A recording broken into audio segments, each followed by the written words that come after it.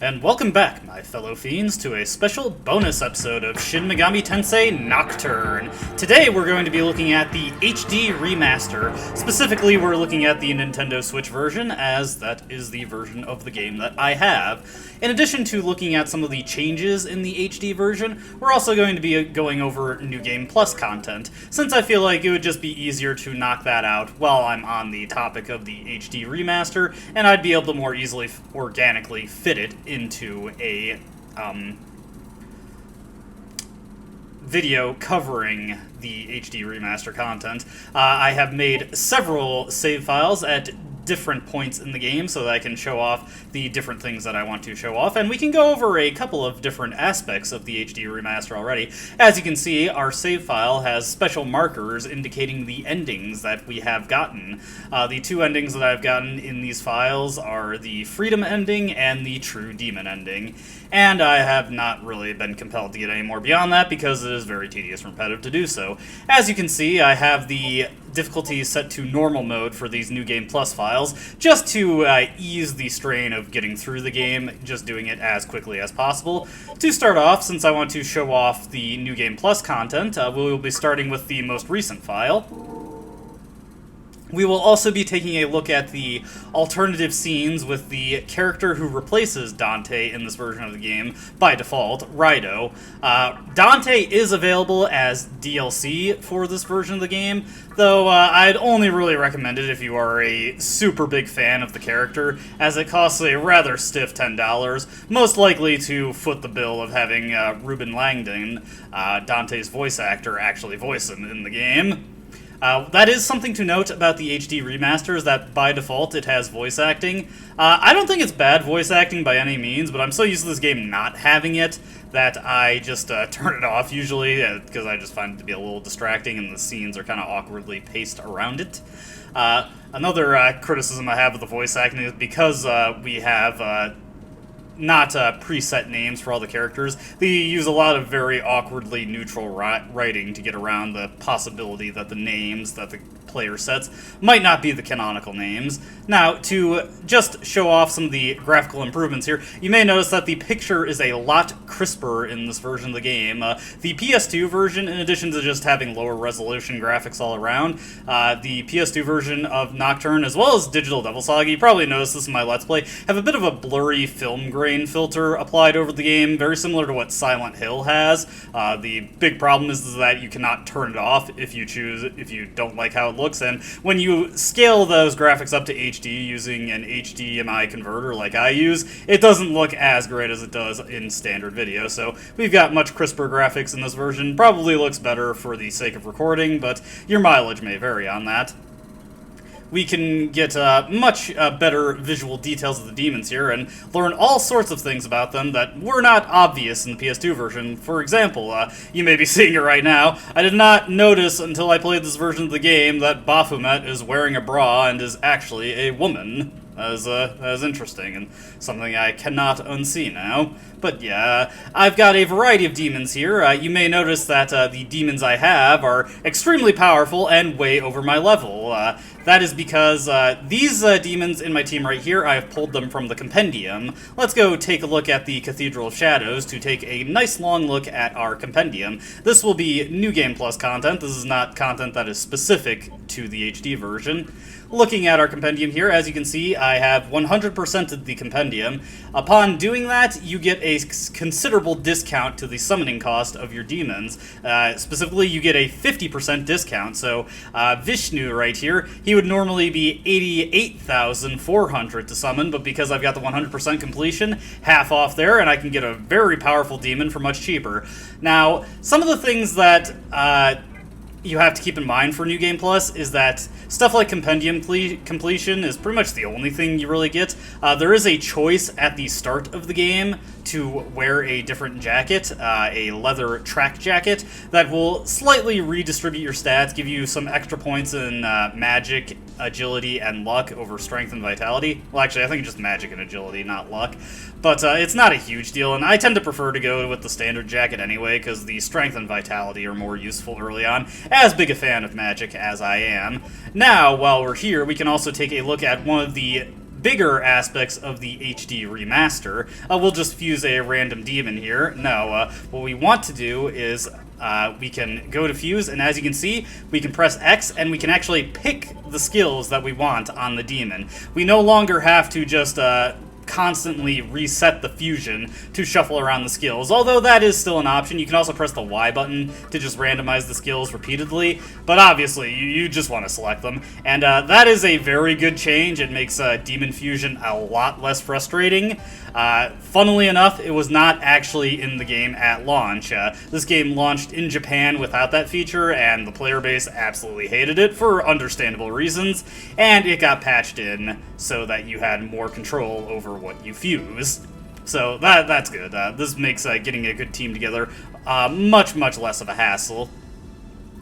So that is one of the main things we want to look at for New Game Plus content in as far as what I have available right here. Another thing to keep in mind, and I can't really show this as well, but in New Game Plus, the fusion level limit is removed. You can fuse demons over the Demi-Fiend's level, including demons well beyond it. So sacrificial fusion, where you sacrifice demons to give their experience to the demons that you're creating, much more useful on New Game Plus, where you're not limited by still having to fuse things that are within your own level. Kind of the reason I haven't been using sacrificial fusion is I'm not really doing much grinding, so whenever I get new demons that I want to fuse, I just simply don't have the levels to actually sacrifice anything and still be able to fuse the demons because they'll go over the Demi-Fiend's level. With that out of the way, we're going to actually throw up Riborama right now, and I'm going to show off another New Game Plus thing. And this is not something that is inherent with New Game Plus, and we will be going over it as soon as we get into an encounter, but take a good look at my press turn counter. Also, this is a good example of why I would strongly advise against getting the Switch version of this game. It has severe frame rate issues a lot of times. Obviously, it doesn't render the game unplayable, but visually it really does detract from the experience that, you know, we've got this game from almost 20 years ago at this point, and it can't be run perfectly on modern hardware. Obviously, this is not an issue with any other version of the game. This is a Switch problem specifically, as this game was recreated in the Unity engine, which is pretty notorious for having severe compatibility issues with the Switch. Even just rendering the sandstorm effect, the frame rate is kind of chopping up a little bit. But while I was rambling, you probably noticed we have 5 press turn icons. Also, Shiva is an extremely powerful demon, so he can just totally dumpster these guys. Assuming he doesn't miss, this is something that I want to point out about the HD remaster, that I'm not actually sure if it's strictly the case, but it certainly feels like it. I've noticed that attacks seem to miss way more often in this version of the game. Now again, I don't know if that is the case or not, if they applied nerfs to your accuracy. It seems to go both ways. I've noticed the enemies also miss a lot more often in this version of the game, so again, I don't know if that's actually the case, but it certainly feels like it. If anybody could confirm that one way or the other, I'd like to know. It's definitely very annoying, if nothing else. So, let's start loading up the pre-created save files I have. The first one is in the Labyrinth of Amala. This is going to be grabbing the extra press turn icon, as we have to actually reach the Labyrinth of Amala to get that. So I'm going to dive in and meet you where we need to be. Alright, so where we want to be is in front of the first burial chamber in the first Kalpa. We have not actually done anything with these yet in the Let's Play proper, but we will be doing something with them as soon as we beat the main game and get our first ending. Now, another thing I'd like to point out that is a huge difference between the HD version and the original version of the game. I say original. Technically, the version we got in North America is not the original version, but that's neither here nor there. One major difference is that you can change the difficulty from normal to hard on the fly. There's actually a pretty fun exploit you can do with this, where you can still play on normal, or still play on hard mode for most of the game, but for the purpose of shop prices, that is still tied to your difficulty. So if you want to buy the Magatama for much cheaper, and honestly I would not fault you if you use this trick, just because they are so ludicrously expensive on hard mode, you can set it back to normal, buy the Magatama, then revert the difficulty, and still have a hard mode experience. So that is something you can do if you want to. Another thing that I would like to remark on for a particular version of the HD version is the PC version. That version of the game, from what I'm told, has all three versions of Shin Megami Tensei Nocturne. That is the vanilla Japanese release that does not have any of the additional content related to the Labyrinth of Amala or any of the demons that were added in the game, such as the Fiends. And it also has the original North American version that had Dante in it and all the Labyrinth of Amala content. I will say the version that has Rydo, it is dubbed Maniac's Chronicles in Japan. It does have some minor mechanical changes to the game, aside from just adding Rydo in the place of Dante, but I am not super familiar with what all of those are offhand, so I'd advise looking up the answers for that on a wiki if you're curious. They're not anything huge. Most of them actually apply to the bonus boss of the game, the final bonus boss, I should say. Anyway, with that out of the way, let's actually head into the burial chamber here. We just need to take a step forward, and now, depending on what you've done in your previous playthrough, this guy will have one of two dialogue things to say to you. If you have completed all of the burial chamber time trials, which are accessed by using the black visor you got from the moon vault in the first Kalpa, you will be whisked away to basement floor 666. Get it? If you have not completed all those time trials, Cerberus will appear there and just tell you that you are not worthy, basically. I don't know if he reappears after you complete all the time trials on a New Game Plus file, or if you have to get to another playthrough for him to reappear, so I'm not 100% sure on that. I've only ever actually seen him whenever, or rather, I've only actually ever bothered to interact with him, really, when I've already completed the time trials, so who's to say? Well, the internet is to say, so look it up, people. Now, we come across two unique tombstones here that do not have time trials for us. Over there we have Izanami and Izanagi on the left. Not demons that we can actually use in the game. This is the only place that they appear.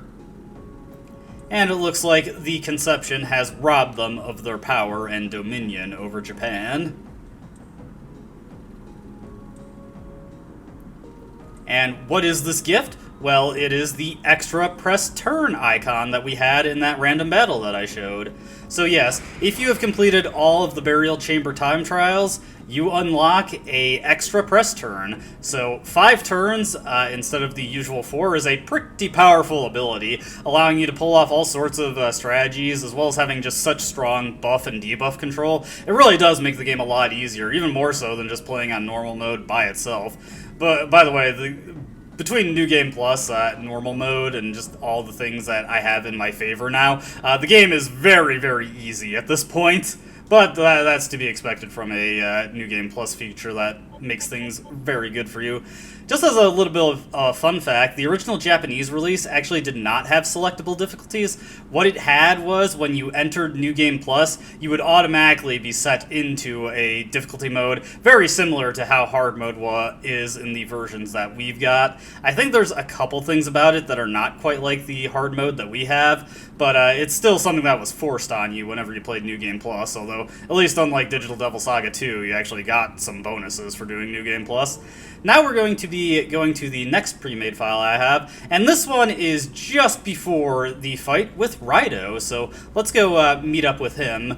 I'm not going to be showing the entirety of the fight, although if he uses any unique moves, I may cut to show those off. But yes, similar to how it was when we encountered Dante, the flames on the Menorah of Sovereignty are flickering wildly, letting us know that Rydo is here. So what's his entrance like compared to Dante? Well,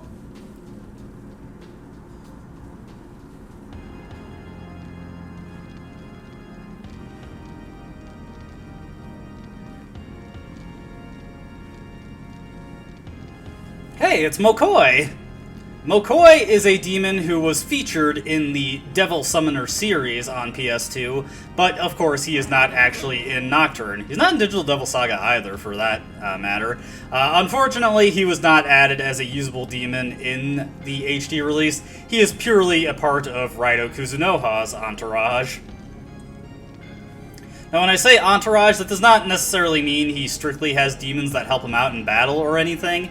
He just has various moves that he utilizes that incorporates demons that you could recruit in Rydo Kuzunoha versus the Soulless Army. I'm pretty sure everything he uses was specifically from that game. I don't know if there was anything from Rydo Kuzunoha versus King Abaddon. Now, if you have not played Rydo Kuzunoha versus the Soulless Army or Rydo Kuzunoha versus King Abaddon, Rydo himself is a silent protagonist, so in order to communicate for him, his familiar, Goto, who is a cat who is actually the spirit of a former Rydo Kuzunoha. His name isn't actually Rydo Kuzunoha, that's just simply a title passed down through his clan of devil summoners. But as you can see, or rather as you can hear, Rydo does not have a unique battle theme, he just reuses Dante's, which is honestly not that appropriate for him. I kind of wish they reused some music from the actual Rydo games, but oh well. Anyways, I'm just going to take care of Rydo off screen and cut to the next major thing to point out.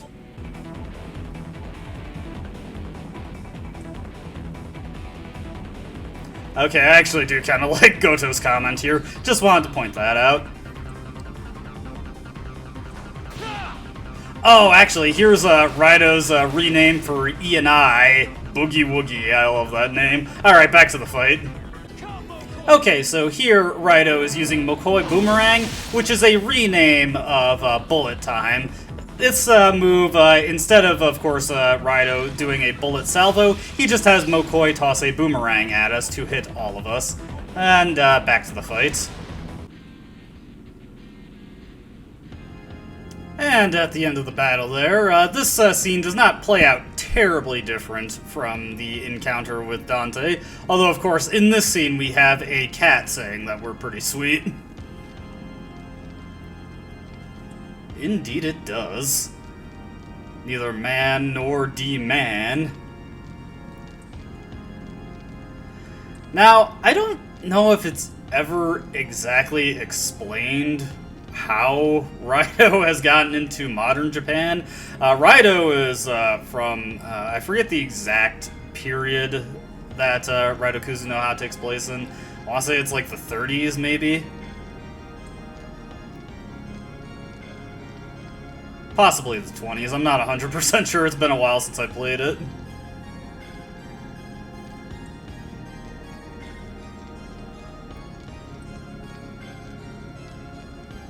Well, I'll do my best. Fortunately, it is much less of a risk in normal mode than it is in hard mode. And Rydo saunters off. I do not know what exactly they do to investigate, because we do not hear anything of them from this point on until we reconvene in the third Kalpa. Speaking of which, I have already got a file made for that point in the game. Now, I will point out that there is actually one very minor scene at the start of the game after you exit the hospital, where you see Rydo and Goto also replacing the scene where Dante briefly made a cameo. I don't really feel like that's worth it enough to really show off what that scene is like, so I figured I'd just bypass it entirely. I should also go over my character build for this New Game Plus file, since I'm just, instead of going with a Demi-Fiend who is the cornerstone of my team's offense, since I'm just trying to get through the game as quickly as possible, I decided to go with the Immortal Demi-Fiend build, where I just go for as many nullifying passives as possible, and I've gotten all of the elemental nullifiers in the close to endgame file that I have. Incidentally, this has taught me something about the Magatama Kamurogi. Now, it says you're weak to all types of magic. That is technically not true. It does not make you weak to ailment-type magic, and it does not make you weak to expel or death-type magic. All it makes you weak to is the four main elements of magic: fire, ice, force, and elect. So, while that is weak to most magic, it is not weak to all types of magic. It's still a pretty useless Magatama, since that's a lot to be weak to, but I thought it'd be worth pointing out. I'll meet you at Rydo now.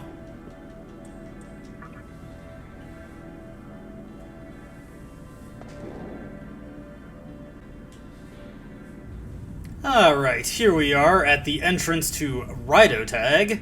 And we meet another demon from the Rydo series. It is Mishaguji, one of the famed penis demons of Nocturne. Mara isn't the only one with the stake to that claim. There's a handful of vagina demons and even a TT demon. Look up Diana. She has a outfit that has to be seen to be believed. Also, hi Rydo. I was just going over phallic demons. I know you're a fan. So, what exactly has your investigation turned up, Herlock Sholmes?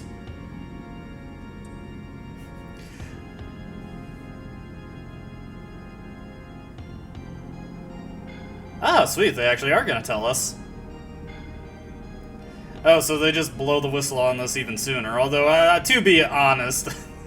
yeah, I was totally in the know.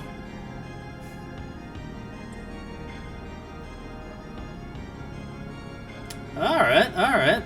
I'll believe you then. Alright. So I guess we have to duke it out?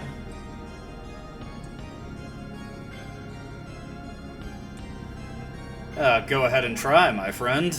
I don't know what happens if you say you were just on your way out. Oh yeah, I'm going full beast mode here.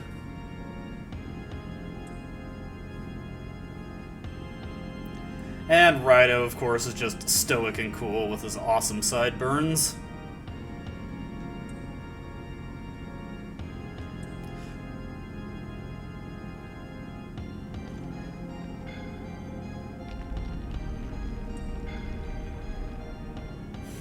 Alright, that's a pretty cool boast. Also, they kind of addressed a snide comment I made about the start of Dante Tag. They actually do just enter the area to play tag with you, rather than seemingly pointing a gun at you to fire. But yes, beyond here, instead of Dante Tag, we have Rydo Tag, and it is pretty much identical to Dante Tag. I don't think anything is different, actually. So I'll just meet you at the end of it. Goto makes a handful of comments in place of Dante, but none of them are all that different from what Dante says. Yeah, one thing I'd like to mention while I'm thinking of it, you can actually control the camera in this version of the game with the analog stick.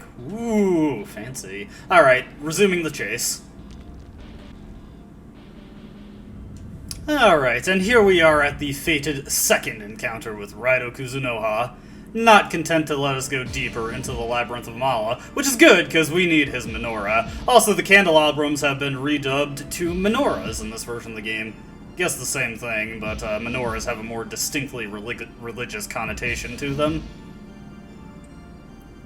And of course, Rydo, or rather Goto by proxy of Rydo. I guess he's also Rydo. Everybody here is Rydo. Even the Demi-Fiend could be Rydo if he wanted to. Anyway, Goto declares it is time for battle.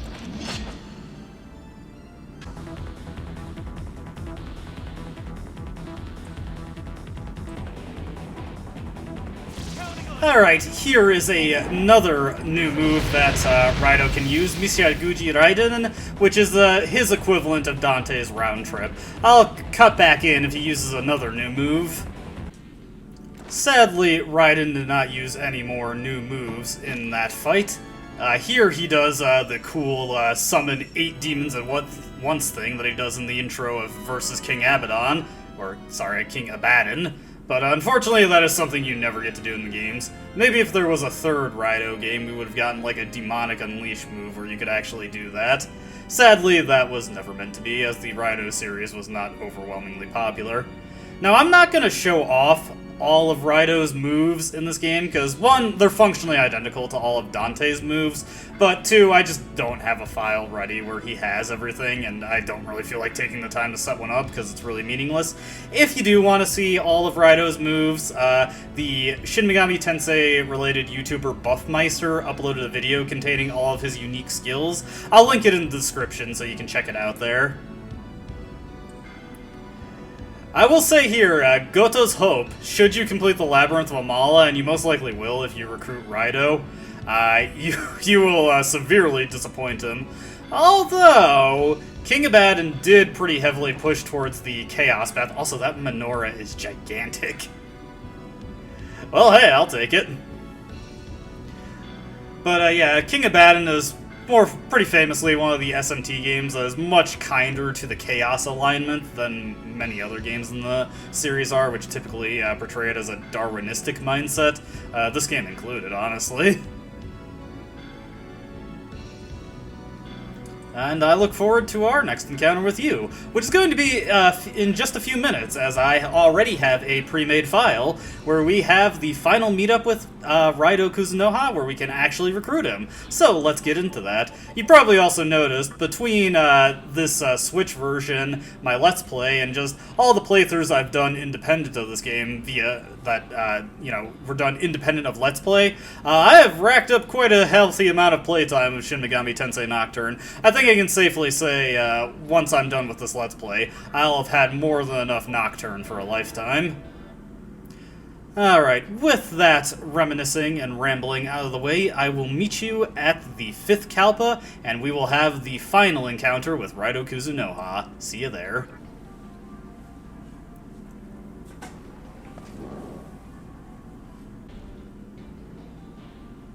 I would just like to say that the laggy frame rate of this version of the game makes the Amala tunnel sequences rather difficult compared to how they were in the PS2 version, or any other version of the HD remaster.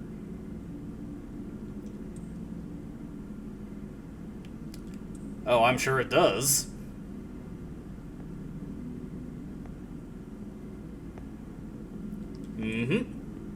In fact, in another timeline, I've already made my choices there.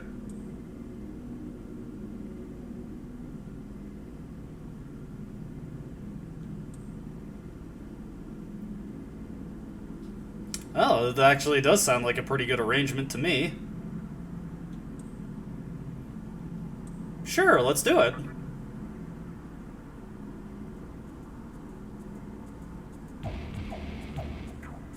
It looks like they're eager to get into some scraps. Now here is something kind of interesting. In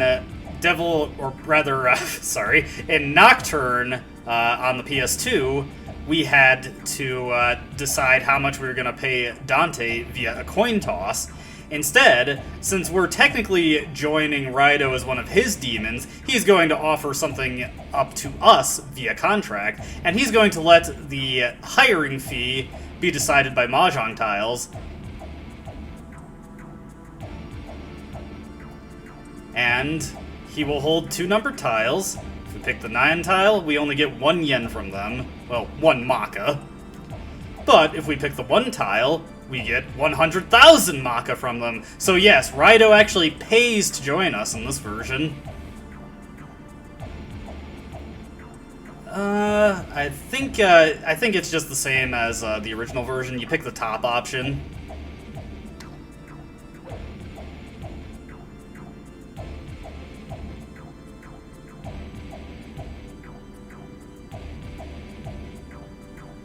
Never mind. Oh well. So we only get a singular Maka from it, but that's okay. That's not money I'm gonna use anyway. But if you do get the other tile, then you get a whopping 100k to spend on whatever you'd like. And we'll say our name. There's no reason to be rude to our new master, I suppose.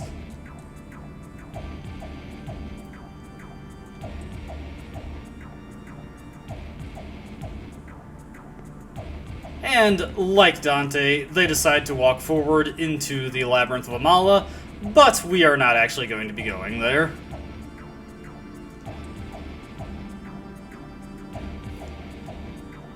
Yeah, this really does seem to imply that this is the Rydo from Japan's early 20th century. I'm not sure how he got here. Dante made way more sense. Anyway, Rydo is a part of our party now, and he is just Dante, really. He has similar stats when he joins. and I didn't pay attention to Dante's stats when he joined, but I think they're identical, actually. And he has a bunch of moves that have different names, although Endure, rather than having the name Never Yield, is just called Endure. But functionally, they are all identical to Dante's moves. Now, one big distinction that Rydo has, and this is also true of the HD version of Dante, is his equivalent of Sun's Oath, in addition to giving a 50% bonus to all his damage, also has the Pierce attribute, which means that his physical attacks bypass anything that is not Fizz Repel, and his equivalent of Stinger is just fully effective against everything, so that makes him a fair deal better. However, one big lacking aspect of Rydo and Dante's kit is that they do not have an equivalent of focus, and that is another key piece to having really good physical damage in this game, so I still don't think he's that great in comparison to something that you could fuse, but he does definitely have a lot more going for him, just on the basis of not being blocked out by anything, so that's pretty good. And naturally, Dante, as benefiting from the HD re-release, that is also true of him, should you buy the DLC. And that is all we're really going to go over for the HD remaster. There are a couple other things I'd like to comment on in regards to New Game Plus, or in particular, getting 100% compendium completion, but I feel like that would be better handled when I actually complete the compendium in the PS2 version. So with that, I think that this is where we'll call this a video, and I will see you back in the PS2 version, where we will defeat the final bosses of the game, or one of them anyway. As always, I hope you enjoyed watching, and I hope to see you in the next video. Until then, goodbye.